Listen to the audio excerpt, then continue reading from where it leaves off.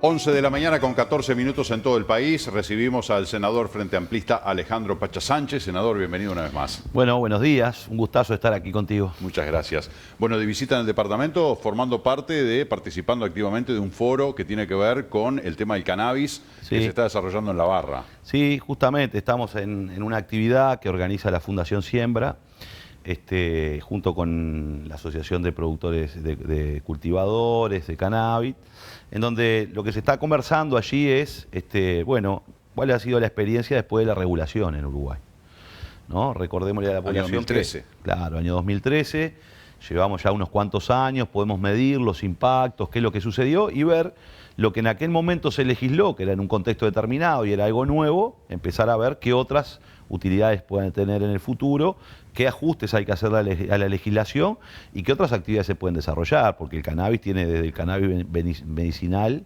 pasando por la investigación científica, pasando por una situación concretamente, lo que es el foro de hoy es cannabis y turismo, ¿no? De alguna manera, ustedes son un departamento que vive mucho del turismo y vienen muchos turistas que consumen cannabis. El uso del cannabis recreativo. Exactamente, que consumen cannabis, pero que en realidad hoy la legislación no les permite acceder al cannabis regulado y por tanto es como la situación anterior en la que estaban los uruguayos, que tenían que ir al mercado negro, presentarse a un narcotraficante y consumir cannabis ahí. Entonces, bueno, acá se está discutiendo si no es oportuno, bueno, habilitar a los turistas a que puedan consumir cannabis en Uruguay mientras están aquí, obviamente, porque no se lo pueden llevar, naturalmente, pero también profundizar, porque el mundo entero está cambiando. Nosotros fuimos el primer país de América Latina, casi el primer país del mundo, que hizo una regulación que fue novedosa, fue una innovación, fuimos tema de discusión en los grandes foros internacionales, en un paradigma que ha fracasado, que es el paradigma de guerra a las drogas, ha fracasado en el mundo entero, y el Uruguay tomó una iniciativa y nosotros no podemos perder esa iniciativa. Hoy es un patrimonio de todos.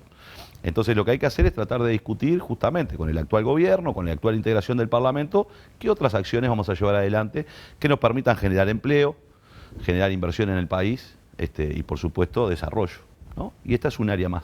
¿Habría que legalizar y regular otras drogas? Bueno, lo que pasa es que la sociedad muchas veces se genera mucho temor, ¿no? Y tenemos una percepción de que las drogas son las prohibidas cuando tenemos un montón de drogas que son legales, ¿no? El alcohol es una droga y está regulado en el Uruguay. Mientras, por ejemplo, la experiencia ballista del Uruguay, porque esta ley de cannabis fue una experiencia que viene de las viejas tradiciones ballistas del Uruguay. Mientras en Estados Unidos se votó la ley seca, con todos los problemas que eso tuvo, en Uruguay se reguló el alcohol y empezó a producirlo el Estado a principios del siglo pasado, con Valle Ordóñez a la cabeza, diciendo no, esta es una actividad que está ahí y tenemos que actuar. El juego en Uruguay está regulado y lo tiene el Estado. Hay un principio de ilicitud del juego, pero el Estado reconoció de que era una realidad que estaba ahí presente y que por tanto lo mejor que hay que hacer es no mirar para el costado, decir esto existe, está ahí, ¿no? Tiene cuatro patas, ladra, es un perro. Entonces, regulémoslo para controlarlo, para prever la salud de las personas, para que no haya otro tipo de incidentes en lo que tiene que ver con el crimen organizado. Entonces, yo tengo una visión liberal en ese sentido, en donde creo que los individuos, las personas, tienen la libertad de decidir qué consumir y cómo. Por tanto, de esa base, pienso en que en realidad no deberían haber prohibiciones. A la lógica de consumo. Lo que tiene que haber es mucha educación. Lo que tiene que haber es mucho conocimiento para que yo pueda saber lo que estoy consumiendo. Consumir mucho alcohol hace mal y por eso tiene que haber campañas de sensibilización, de control, de información y bueno, debería pasar eso con otras drogas también. Pero bueno, las sociedades avanzan despacito y por las piedras y más la uruguaya. Es más la uruguaya. Y más la uruguaya. Y eso es una gran virtud del Uruguay. Por más que a veces que uno nos molesta, a veces ¿no? Para mí es la gran virtud del Uruguay y su gran defecto. Pero las cosas no son perfectas nunca. Yo veo sociedades que se estrellan. Veo sociedades que tienen ese enorme impulso de generar cosas, de generar cambios, que todo es blanco o negro, y entonces se terminan estrellando con estallidos sociales, con grandes conflictos. Y el Uruguay es más tranquilo. Entonces a veces decimos, bueno, nos cuesta cambiar, porque siempre estamos con el dicho, más vale malo conocido que bueno por conocer. Es como andamos con el freno de mano. Creo que hay que empujar, por supuesto, para que cambiara alguna de esas cosas, pero no olvidarnos nunca que nosotros tenemos una sociedad que nos tenemos que sentir orgullosos de ella. ¿no? Una sociedad de la cercanía, de la integración, una sociedad donde todos tenemos un amigo que vota a otro partido y nos podemos comer un asado juntos, ¿no? Es decir, una sociedad en donde podemos dialogar los que pensamos diferente y eso lo tenemos que preservar. No creo que puedan comer un asado juntos los diputados Cayán y Cardoso, ¿no? Bueno, se picó un poquito ayer. Se tiraron con de todo ayer. Se picó un poquito. A veces los debates políticos tienen esas consideraciones. Bueno, yo lo vi ayer al diputado Cardoso, al ex ministro, muy acorralado, ¿no? Es decir, además 9 compañeros de su bancada pidieron licencia. Vi una conferencia de prensa de la coalición de gobierno sobre el tema donde no estaba Cardoso. Evidentemente, Cardoso se ha quedado sin mucho respaldo porque creo que lo que terminó pasando en el Ministerio de Turismo, bajo su mandato, bueno, deja mucho que desear, no solo en términos de la construcción de la política, sino en algunos aspectos que yo creo son corrupción. Ahora lo investigará la justicia, pero estoy convencido de que los indicios, los elementos que se pusieron arriba de la mesa, la situación que se generó, gastar 4 veces más publicidad en un país que tiene cerrada la frontera, contratar una empresa que nadie la conoce, que después no le pudieron pagar porque saltaron las alarmas del Banco Central por lavado de activos, que después terminaron tratando de triangular con otra empresa en Estados Unidos para pagarle. El ingreso de una persona que tenía usuario en el ministerio, pero que no cobraba salario, bueno, todo eso, desde mi punto de vista, es un elemento no solo de errores administrativos o de desprolijidades administrativas, ahí hay, para mí, indicios de corrupción, pero eso lo tiene que analizar la justicia. Tal cual. Senador, otros temas. Finalmente, la Corte Electoral confirmó este miércoles que va a haber referéndum, 27 de marzo, ya se fijó la fecha. Empieza otra campaña, hasta ahora fue de un tenor, de un perfil, y ahora hay que cambiar, digo, quienes quieren derogar los 135 artículos. ¿Qué estrategia van a utilizar? Bueno, a ver, yo creo que primero lo que vamos a tener que cambiar es la consigna, porque nosotros decíamos no a la LUC, y ahora vamos por el sí. O sea que... Bueno, eso es un tema que entrever, hay un lío con hay eso. un cambio importante que hay que hacer en la semántica, por supuesto, porque claro, ahora la formalidad es que los que estamos en contra de la ley estamos a favor de la derogación. Como estoy en contra, debo votar sí. Exacto. Yo si estoy a favor, debo votar no. ¿No lo podían haber hecho más simple? Sí, bueno, pero a veces, bueno, es parte... Además, las papeletas tampoco son idénticas. No, la papeleta de la rosada y ahora hay un lío también con la otra papeleta, sí, de, la papeleta celeste. ¿Está de acuerdo con eso o le parece una cosa secundaria? No sé, a mí me parece que... Pues ya hay antecedentes de votación. Sí, en el 2003 hubo papeleta celeste. Lo que pasa es que todo el mundo tiene la idea de que la última, que fue un plebiscito, era la rosada y la blanca. Pero bueno, a ver, me parece que lo importante es informar a la gente sobre los contenidos de la ley. Entonces, más allá de cambiar la semántica de la campaña, yo soy de los que piensa que no hay que cambiar el tono de la campaña. Que no hay que cambiar el tono, que es un tono de información, que es un tono de diálogo, de debate, de analizar las consecuencias que pueden tener estos artículos para que la gente pueda decidir. ¿Por qué? ¿Qué es un referéndum? Y nos transformamos todos en legisladores por un día. A mí me convocan a la Cámara de Senadores a votar por leyes. Voto por la afirmativa, en contra, a favor en general, en contra de algunos artículos. Bueno, un referéndum es que todos los uruguayos seremos convocados para ver si votamos a favor o en contra de 135 artículos, ¿no? Y lo que precisamos es informar a la gente sobre el contenido de esos artículos, porque las encuestas lo demuestran además, hay mucho desconocimiento, ¿no? ¿Y cuáles son los posibles impactos que tienen los artículos en la vida de los uruguayos? Si esos artículos benefician o no a los ciudadanos, si esos artículos resuelven o no los problemas que tenemos, ¿verdad? Y si esos artículos, por el contrario, generan más problemas. Entonces, lo primero que tiene que tener clara la gente es lo siguiente. La ley de urgente consideración, después que gane el sí, yo estoy promoviendo que gane el sí, por supuesto, quiero que gane el sí, veremos qué es lo que decide la gente, pero después que gane el sí, la ley de urgente consideración seguirá vigente. Porque a veces se está dando una discusión, esto de negro sobre blanco, diciendo, la LUC es buena. Yo he escuchado a actores oficialistas decir, la LUC es buena. Yo le respondo desde la oposición, en muchos aspectos es buena, en otros es muy mala. Entonces, si tiene 476 artículos una ley, y yo quiero derogar 135 que son los malos, la enorme mayoría, 2/3 partes de la ley, va a quedar vigente. Es más, casi la mitad de los artículos yo los voté cuando trabajé en el Parlamento, en este proyecto de ley. Porque este es un proyecto de ley del gobierno... ¿La mitad de los 476? Sí, casi la mitad. ¿Algunos de los 135 artículos también? También. Ahora podemos hablar de esa situación. Y que tiene que ver, que está asociado a este relato también, ¿no? Porque, ¿qué hice yo? ¿O qué hicimos nosotros en el Parlamento? Discutimos una ley, las cosas que nos parecían que estaban bien las acompañamos. Hay otros artículos que nosotros votamos en contra, pero que no están en el referéndum. ¿Por qué? Porque yo puedo estar en contra de algunas cosas, pero creo que no genera tantos problemas en el país. Entonces, no los coloco. ¿Qué colocamos en el referéndum? Los artículos que generan más problemas. Dentro de los cuales hay algunos artículos que yo voté. 3. ¿Y qué pasó ahora? Bueno, lo que pasó... ¿Cuáles fueron esos artículos? Bueno, hay uno que tiene que ver con la educación técnico-profesional, ¿verdad? Y hay 2 que tienen que ver con los combustibles. ¿Por qué? Porque el proyecto del Poder Ejecutivo traía la desmonopolización. Y ahí se generó una discusión para que la desmonopolización no avanzara y se construyó esta reglamentación que nosotros siempre estuvimos en contra de que se pudiera ajustar todos los meses el combustible.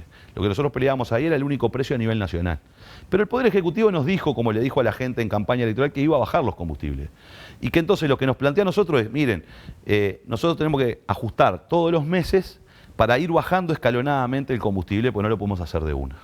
Y entonces precisamos estos ajustes mensuales. Nosotros dijimos, bueno, esto es un problema. Ahora, si ustedes se plantean bajar los combustibles, es algo, los combustibles en Uruguay están caros, y ustedes se comprometieron electoralmente a hacerlo, no tenemos ningún problema. Pero ¿qué es lo que pasó? Empezó la ley a regir y tuvimos 3 aumentos consecutivos de combustible que llevaron al 30% del incremento de los combustibles. Nunca antes en la historia del Uruguay, en un año, se aumentó un 30% de los combustibles del país, que es el precio de la economía, porque aumentar los combustibles aumentan todos los fideos. Y genera enormes dificultades ahora para los empresarios, por ejemplo.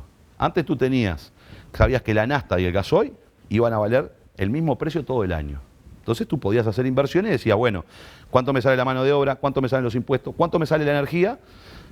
¿Y cuánto me sale la materia prima? Produzco algo. Ahora yo no sé porque pueden haber 12 aumentos en el año.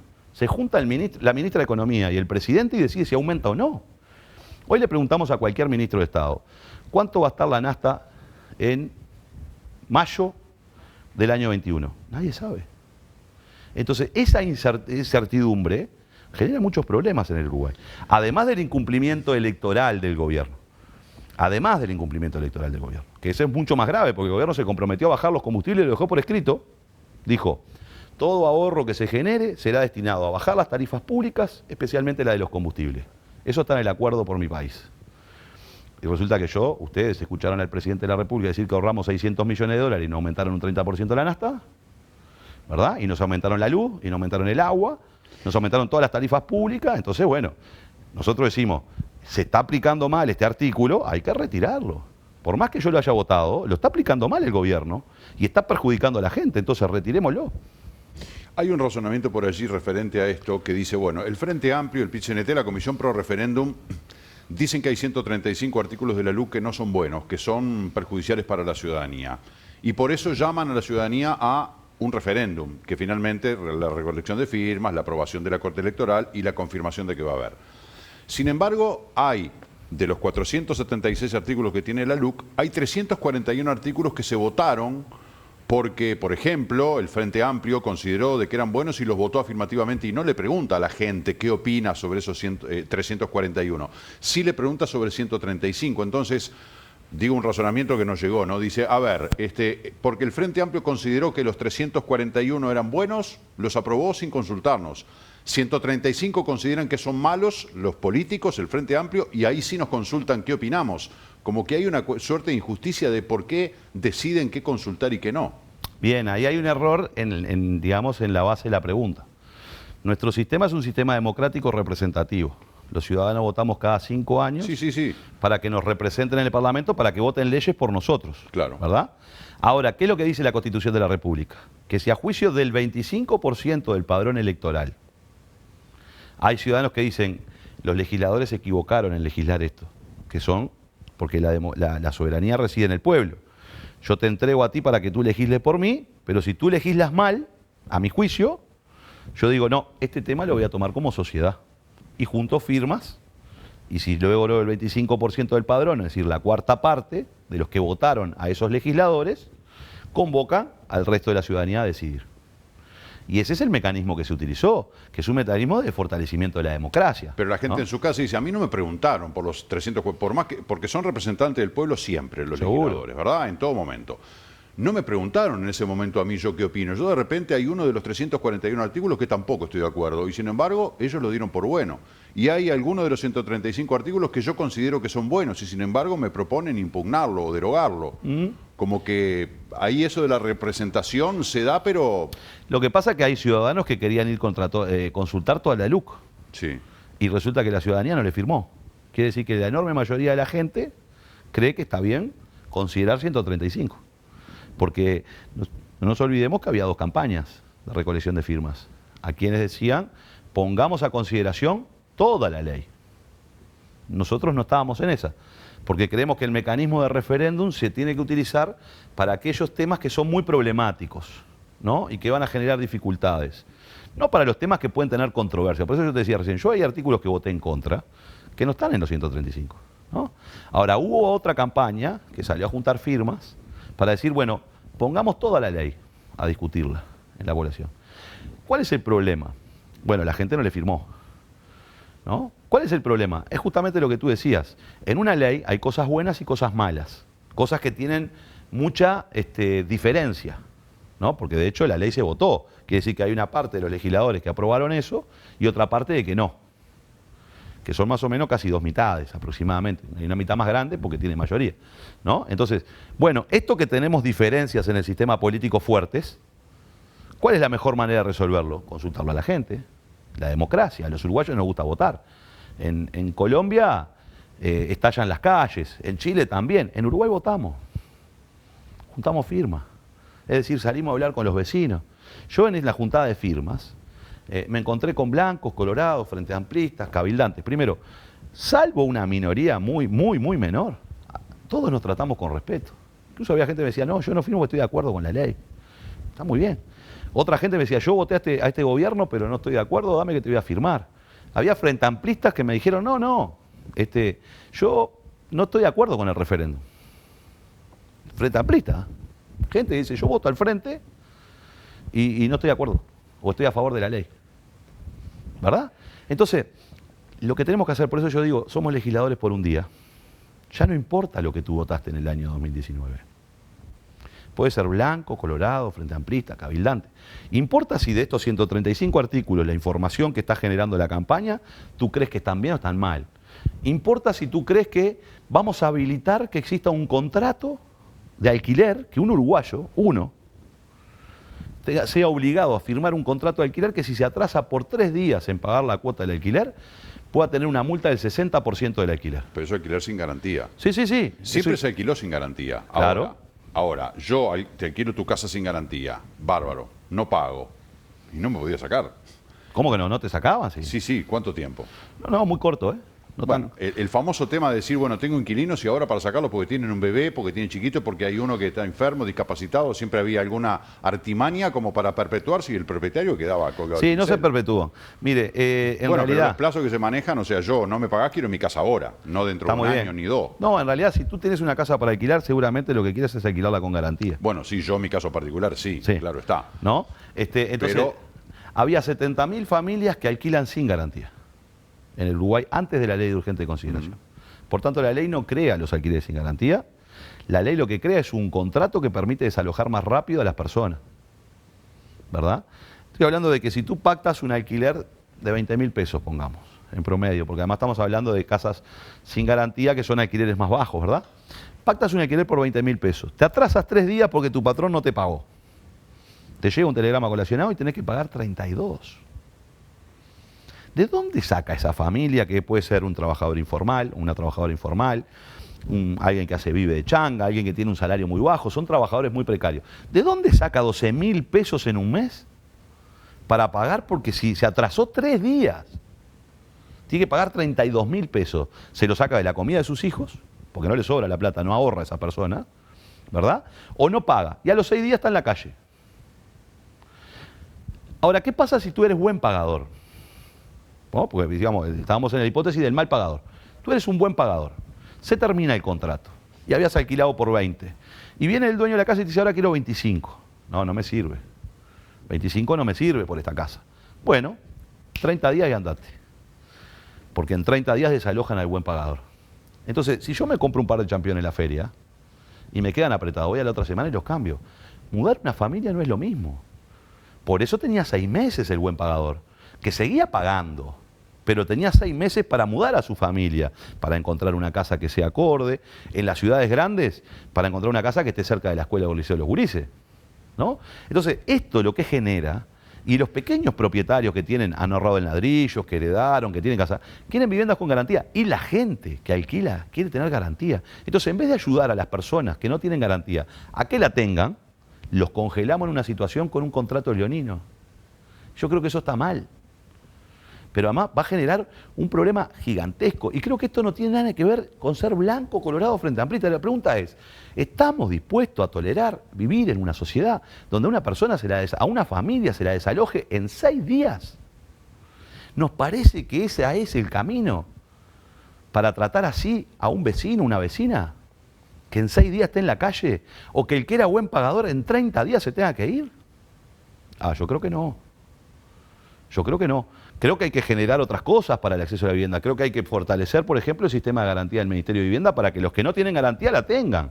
¿Por qué? Porque si yo tengo 1, 2, 3, 4, 5 casas, lo que quiero es que me paguen el alquiler. ¿Y qué es eso? La garantía.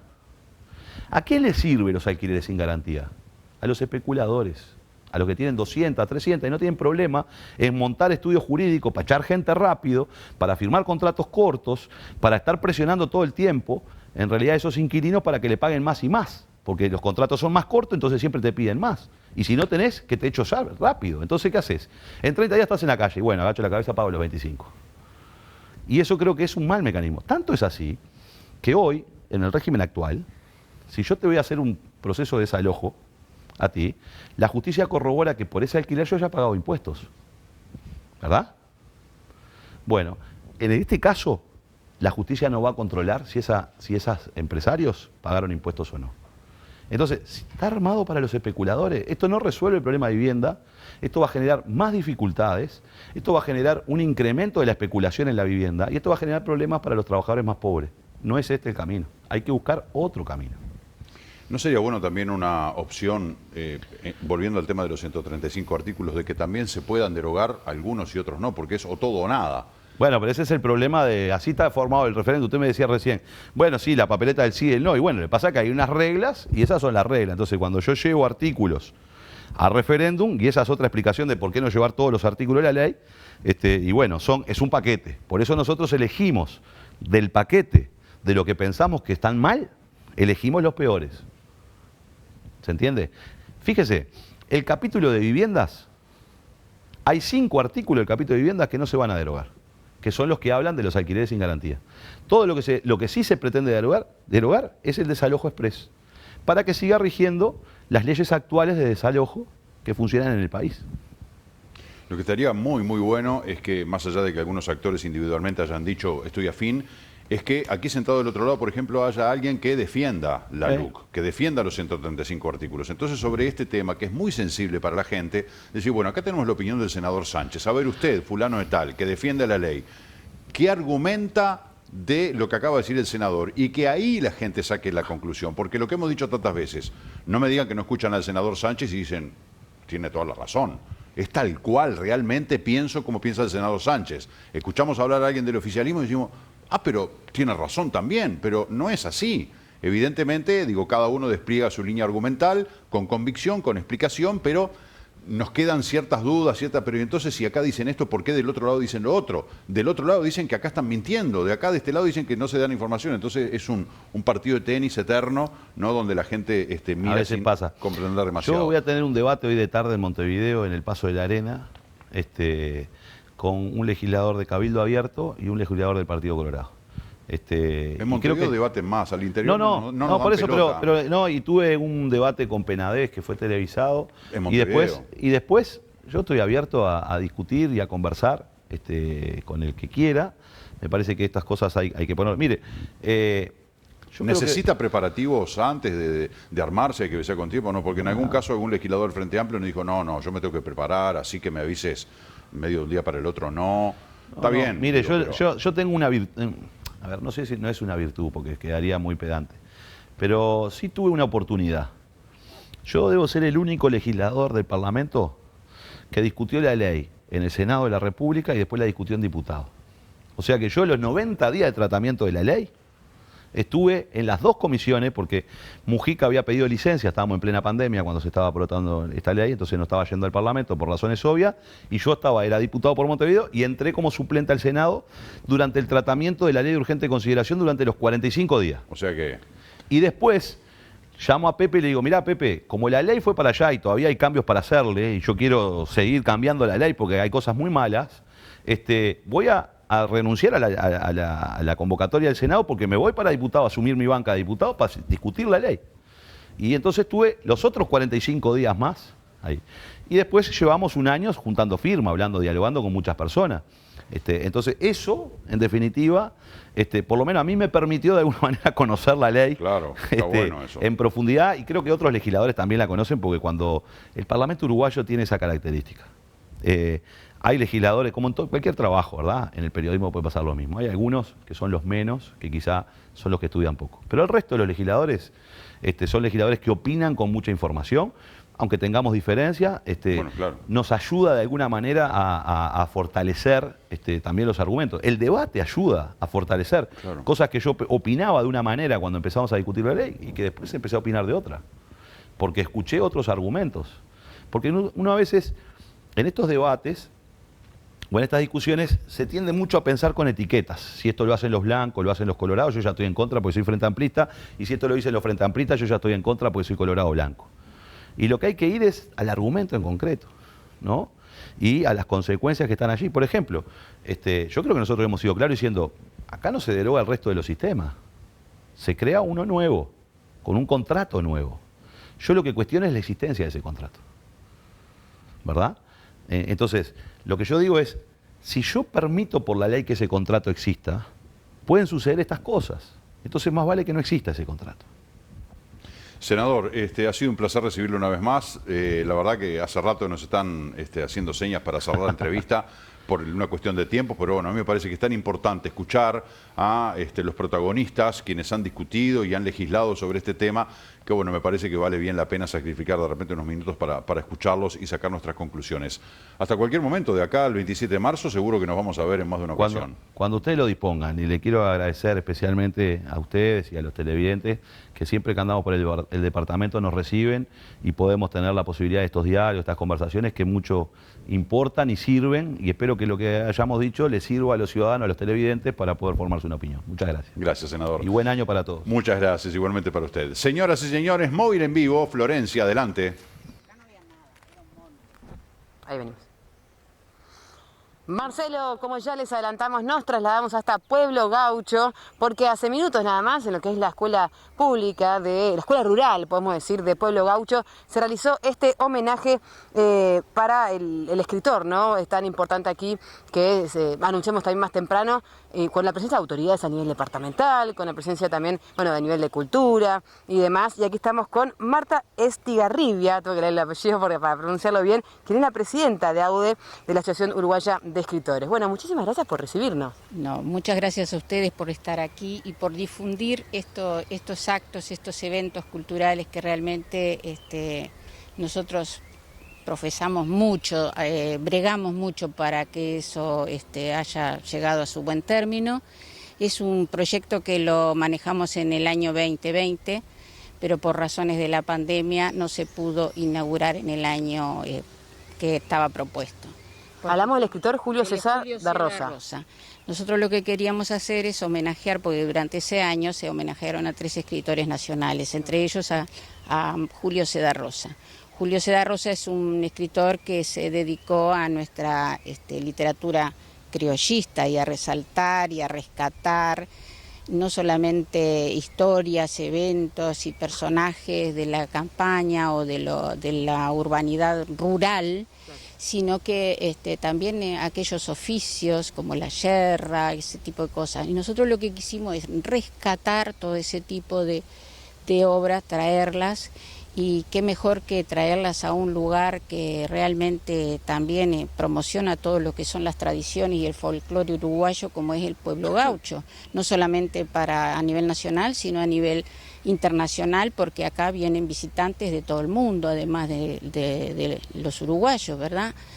pero lo más icónico del evento es que toda su literatura, nosotros hoy logramos traer prácticamente todos los libros que él editó, los reunimos. ¿Y quedan aquí puestos dentro de la escuela? Van a quedar en una biblioteca acá a disposición de la gente que los quiera consultar, leer, dar un paseo, leerse, porque Da Rosa tiene muchos cuentos cortos, van a poder tener el momento de lectura acá, es un para disfrutarlo. Disfrutarlo en un ambiente como este que es espectacular.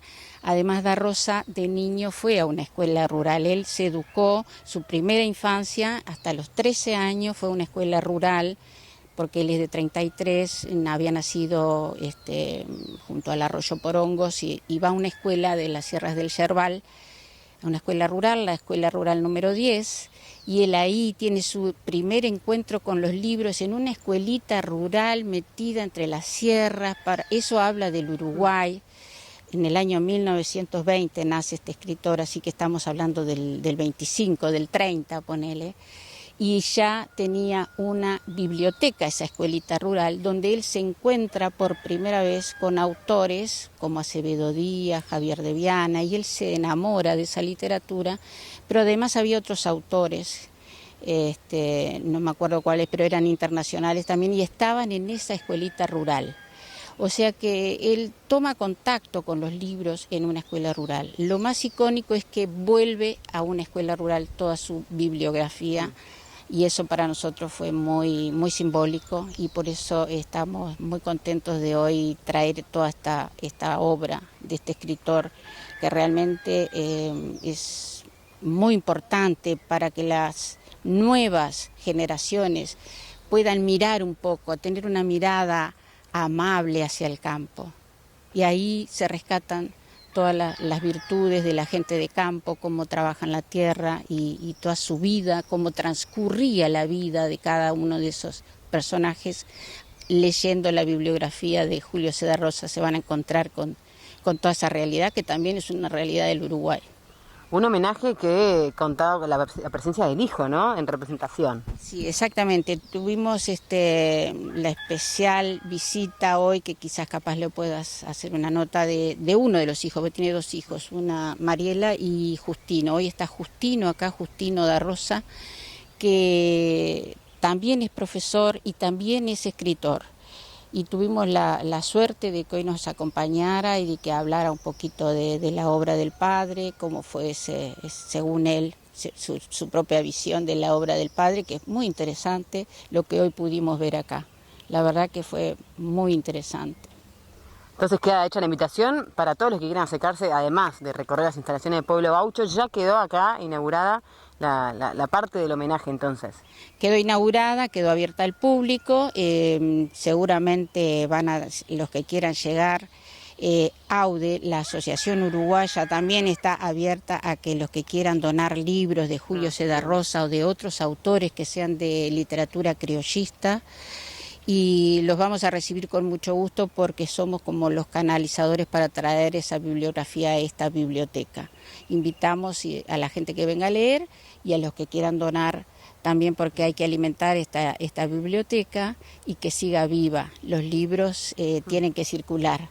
No está bueno que la gente los tenga apretados.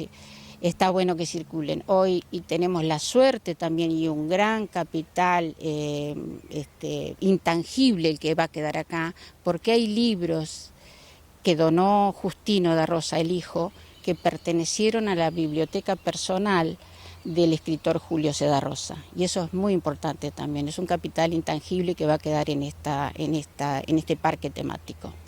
Muchísimas gracias por su tiempo. Por favor, muchísimas gracias a ustedes por la nota, y bueno, a disfrutar este espacio verde. Es un pulmón verde maravilloso que hay acá, que yo también lo quiero descubrir. Muchas gracias. Bueno, con esta información, esta invitación, seguimos con ustedes, Marcelo, allí en el estudio de la mañana del 11. Muchas gracias, Florencia, gracias a la entrevistada también. Volvemos con ustedes más adelante. Ahora son las 11:48. Tenemos que hacer una pausa. Enseguida estaremos hablando sobre este tema vinculado a las organizaciones animalistas que pretenden que se cumpla un acuerdo o que, bueno, lo que se había hablado en junio de este año respecto a la gestión del refugio de animales de la Ruta 39, hoy bajo la órbita de la Intendencia de Maldonado. Ya volvemos.